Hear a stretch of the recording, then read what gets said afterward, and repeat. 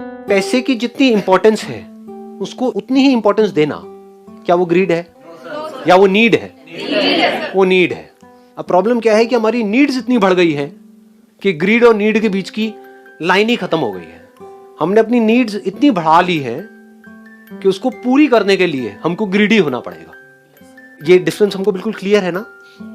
पेट भरने के लिए खा रहे हैं तो वो नीड है, और टेस्ट के लिए खा रहे हैं तो वो डिजायर है। उसको आप डिजायर भी कह सकते हो, ग्रीड भी कह सकते हो। Grid is not just for money, it's for name, fame, sensations, experiences, पता नहीं क्या क्या, किस किस तरह के डिजायर्स हैं, किस किस तरह की जितनी भी हमारी जरूरत है उसके ऊपर जो भी कुछ है वो सब ग्रीड है, वो सब हमारे डिजायर्स हैं। वो डिजायर्स क्या करते हैं? हमारे माइंड को पीसफुल करते हैं, रेस्टलेस करते हैं। तो जिन डिजायर्स को आप अपना दोस्त समझ रहे हो, एक्चुअल में अगर आप डीपली लाइफ को समझोगे वो आपके सबसे बड़े दुश्मन है। हमको क्या लगता है, एक बड़ी तगड़ी एक गलतफहमी माइंड के अंदर बैठी हुई है कि जो डिजायर्स हैं वो बहुत जरूरी है लाइफ में आगे बढ़ने के लिए, कि डिजायर ही नहीं होगा तो काम कैसे करेंगे, डिजायर ही नहीं होगा तो आगे कैसे बढ़ेंगे। जबकि एक्चुअल में लाइफ में आगे बढ़ने के लिए क्या चाहिए होता है?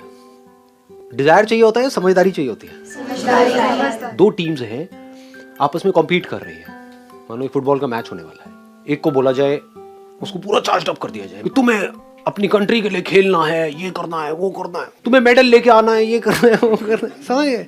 एक तरफ से जो दूसरी टीम है उनको सिंपली बोला जाए कि तुम्हें अच्छा खेल खेलना है, फालतू की चीजें नहीं सोचनी है कि ये करना है, वो करना है, वो करना है, कुछ नहीं करना है, अपनी गेम पे ध्यान दो, यानी समझदारी से खेलो। तो कौन ज्यादा पीसफुली खेल पाएगा और कौन रेस्टलेस होकर के खेलेगा? किसमें प्रेशर ज्यादा होगा? फर्स्ट वाले पे प्रेशर ज्यादा होगा कि अगर मैं हार गया तो इतने करोड़ों लोग देखने वाले हैं टीवी पे, मेरा क्या होगा, मैं किस मुंह से जाऊंगा वहां पर जाकर के अपनी शक्ल दिखाऊंगा। डर आएगा ना साथ में? डिजायर के साथ में डर नहीं आता क्या? जितना डिजायर होता है उतना ही डर भी होता है साथ में। तो ये है तरीका जैसे लोग समझते हैं, बट एक्चुअल में जब जैसे जैसे लाइफ आपको गहराई से समझ आ जाती है तो आपको समझ आ जाता है कि डिजायर एक्चुअल में हमारा कोई दोस्त नहीं है, दुश्मन है। Understanding is a real friend. एक तरफ से एक बंदा है, उसके अंदर डिजायर नहीं है जीतने का, लेकिन गेम की समझ तगड़ी है। कौन जीतेगा? समझ है, सिंपल है ना यार। वो कह रहा है मैं हारूं जीतूं मेरे को फर्क नहीं पड़ता, मुझे अच्छा खेलना है। खेलना is not a desire, it's a need. देखना, ध्यान से समझना, बच्चों के लिए खेलना यानी एक्टिव रहना फिजिकली, वो डिजायर है, नीड है? डिजायर और नीड में फर्क समझ आ रहा है ना? जो भी हमारा बेसिक नेचर है उसके हिसाब से एक्ट करना, दैट इज आवर नीड। उसके ऊपर जो भी कुछ है, जो भी सोसाइटी ने हमारी कंडीशनिंग कर रखी है, चाहे पॉजिटिवली हमको चढ़ाया हुआ है चाहे नेगेटिवली, वो सब डिजायर्स का पार्ट है। डिजायर एंड फियर, ये पूरा एक ब्रैकेट है। तो समझ क्या कहती है? देखो, अब अगर इसको पकड़ गए ना आप इस एज में तो मजा आ जाएगा। समझ क्या कहती है? अभी आप लोगों की शादी तो हुई नहीं है, तो अभी एक एक्सपेरिमेंट करो कुछ दिन के लिए, मे बी हफ्ते के लिए, 10 दिन के लिए, कम से कम पैसे में सरवाइव करके देखो, बिना अपने मोबाइल फोन के। कोई बड़ी बात नहीं है। कोई भी ऐसी जगह पे जा करके एक बार अपने लिमिटेड दायरे से बाहर निकल करके देखो। अभी हम क्या है, वही 4 दीवारी में छोटे से घर के अंदर गोल गोल गोल गोल घुसे रहते हैं, वहीं पे घूमते रहते हैं, वहीं पे अपना मोबाइल पे लगे रहते हैं। तो एक्चुअल में देखा जाए तो हम मोबाइल में ही जी रहे हैं, उस बॉक्स में जी रहे हैं। देख रहे हो लाइफ कितनी छोटी हो गई है। ये आपकी लाइफ है, बस ये है आपकी लाइफ, इतनी सी लाइफ है। इसको बड़ा करो ना, कभी बड़ा करके देखो, ट्रैकिंग करके देखो, कुछ ऐसा करके देखो जहां पे आप अपनी लिमिट्स को थोड़ा सा पुश करो और कम पैसे में जी करके देखो, और देखो कि उसमें मजा आता है नहीं आता है। इससे क्या होगा, आपको ये समझ आ जाएगा कि पैसे की जो मेरी जरूरत है, एक्चुअल में जो नीड है, need for money, that is very very less.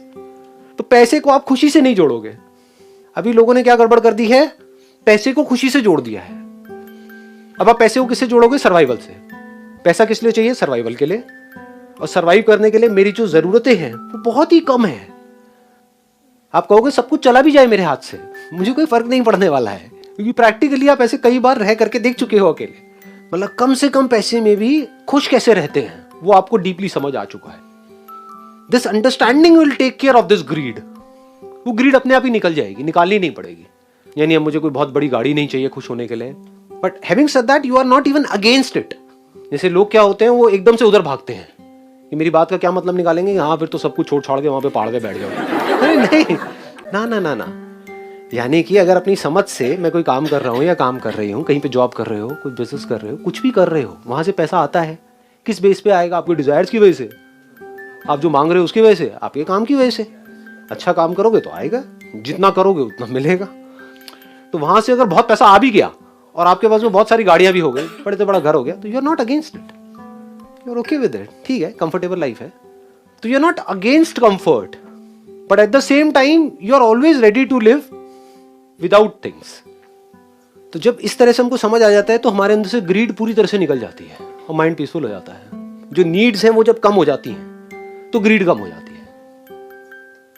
अभी हम क्या कर रहे हैं, अपनी नीड्स बढ़ाते चले जा रहे हैं, अपने डिजायर्स को हमने नीड्स का नाम दे दिया है कि घर में एलईडी टीवी तो बड़ा होना ही चाहिए, मोबाइल फोन ये 1000-2000 वाला नहीं चलेगा, हाँ बढ़िया मतलब स्मार्टफोन 30-40 हजार रुपए का, 50 हजार रुपए का होना ही चाहिए आप में।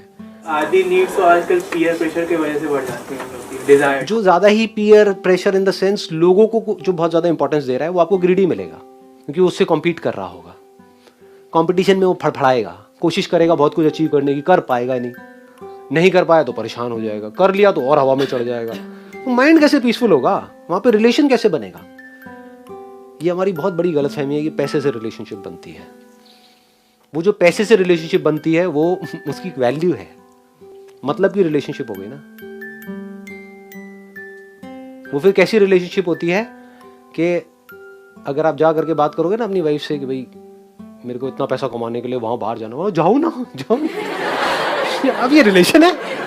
Is this a relationship? 5 साल के लिए मुझे बाहर जाना पड़ेगा, हाँ जाओ। अरे भैया फिर तो पैसे से रिलेशनशिप है, आपस में तो है ही नहीं, दोनों की ही पैसे से रिलेशनशिप है। रिलेशनशिप मतलब क्या, साथ ज्यादा इंपॉर्टेंट है बजाय कि पैसा। और साथ होने का मतलब क्या है, मैं भी पीसफुल वो भी पीसफुल, उसी को साथ बोलते हैं, उसी को जुड़ना बोलते हैं। मैं बौखलाया हुआ तू बौखलाया हुआ, हो गया भैया। दुनिया की नजर में बड़ा अच्छा रिलेशनशिप है, यानी कि फेसबुक के ऊपर बड़ा अच्छा रिलेशनशिप है। सब अपनी हंसती हुई फोटो डाल रहे हैं, सब ऐसे दिखा रहे हैं दुनिया को कि मैं पता नहीं कितना खुश हूं या कितनी खुश हूं। 2 महीने बाद पता लगा तलाक हो रहा है उन दोनों। अब कहोगे ये कब हुआ भैया? मैंने तो आपकी जितनी भी फोटोग्राफ देखी है पिछले 6 महीने की, वो तो बड़ी कमाल की थी। वो तो ऐसा लग रहा था भाई तोता मैना मिल गई है, लैला लैला। हाँ मतलब इतनी बढ़िया लाइफ, इससे बढ़िया तो लाइफ हो ही नहीं सकती। ये क्या हुआ एकदम से? मतलब समझ रहे हो क्या हो रहा है? सब दिखावा है। तो आपको देखना है, आपको भी दिखावे वाली लाइफ जीनी है, ये एक्चुअल लाइफ जीनी है। दोनों में बड़ा फर्क है। दिखावे वाली लाइफ मतलब क्या है कि अपने आप को खुश दिखा रहे हो, दुनिया को प्रूव कर रहे हो, देखो मैं कितना खुश हूं। उससे क्या होगा?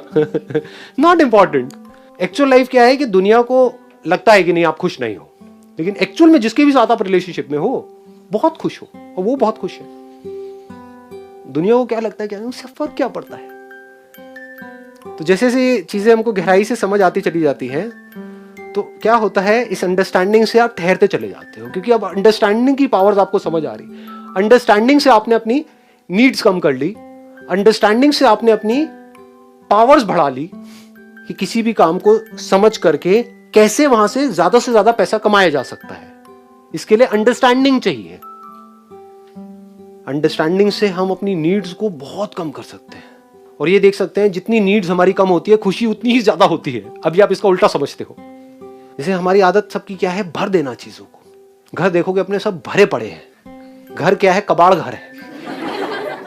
ये माओ की क्या प्रॉब्लम होती है आप सबको पता ही है, मुझे बताने की जरूरत है। कभी काम आएगा, कब आएगा पता नहीं।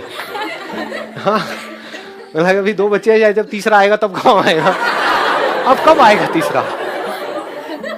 ये बात पकड़ में आ रही है? हमारी सबकी आदत क्या है, भर देना अपनी लाइफ को। बाहर हमने चीजों से भर रखा है। अलमारी अपनी जाकर के देखो, भरा पड़ा है, ऐसे ऐसे कपड़े पड़े हुए हैं जो आपको पता है कि आप पहनते ही नहीं हो, पहनते वही गिने चुने हो, लेकिन भर रखा है अलमारी को। घर को भर रखा है फर्नीचर से और हमको लग रहा है इससे खुशी मिलती है। कभी खाली करके देखो। तो इससे क्या होता है, हमारी वही आदत जो बाहर होती है वही अंदर हो जाती है। हम इकट्ठा कर लेते हैं चीजों को। बाहर हमारी आदत नहीं है चीजों को इकट्ठा करने की। तो दुनिया क्या समझती है, ज्यादा से ज्यादा चीजों को इकट्ठा करके खुशी मिलने वाली है। मैं क्या कह रहा हूं, इसकी बिल्कुल अपोजिट बात कह रहा हूं। जितनी कम चीजें आपके पास में है, कम जरूरतें हैं, जितना खालीपन है आपके आसपास में, उतनी ज्यादा खुशी है। जितना भर रहे हो उससे खुशी नहीं है। ऐसे ही बाहर है, ऐसे ही अंदर है। अंदर भी हमने भर लिया अपने आप को, पता नहीं क्या क्या बातें पकड़ के बैठे हुए हैं, पास्ट से रिलेटेड, फ्यूचर से रिलेटेड, पता नहीं क्या क्या पकड़ लिया है। जितना पकड़ा हुआ है उतना ही हमारे अंदर एक कबाड़ घर बना हुआ है। तो जब आप बाहर से चीजों को खाली करते हो, अंदर से खाली करते हो, अब आप पीसफुल रह सकते हो। ये सब कैसे हो सकता है? अंडरस्टैंडिंग से।